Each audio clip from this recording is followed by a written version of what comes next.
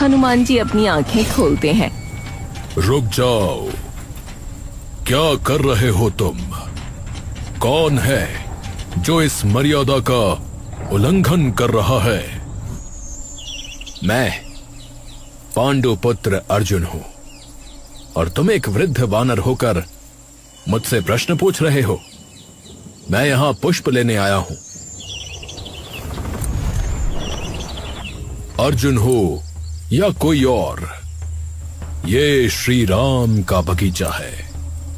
यहां से पुष्प ले जाने से पूर्व क्या तुमने अनुमति ली? यहां हम बैठे हैं, कम से कम पूछ तो लेते। एक पुष्प तोड़ने के लिए भला क्या पूछना? ये तो एक छोटी सी बात है। इतने विशाल वन में कुछ फूलों के लिए किसी वानर से अनुमति मांगना मेरे स्वभाव में नहीं। बात छोटी या बड़ी नहीं है युवक। बिना अनुमति लेना चोरी कहलाता है। चोरी का काम कभी धर्म का मार्ग नहीं हो सकता। मैं ये पुष्प कोई अपने लिए नहीं ले जा रहा। मैं द्वारकाधीश भगवान श्री कृष्ण की पूजा के लिए इन्हें ले जा रहा हूं। पूजा के कार्य में चोरी कैसी? पूजा? पूजा तो मस्तिष्क की पवित्रता से होती है। जिस कार्य का आरंभ ही चोरी से हो, वो पूजा भगवान स्वीकार कैसे करेंगे? और फिर तुम किसकी बात कर रहे हो? भगवान कृष्ण?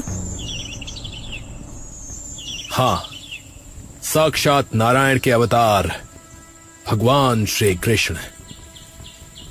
ओ, तो तुम उन कृष्ण की बात कर रहे हो जिन्हें सारा संसार माखन चोर कहता है।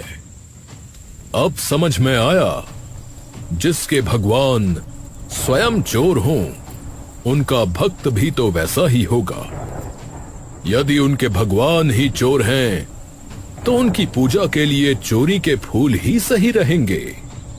हनुमान जी की ये बात सुनकर अर्जुन के क्रोध की सीमा नहीं रही। उन्हें लगा कि उनके आराध्य का अपमान हुआ है। वानर, अपनी सीमा में रहो।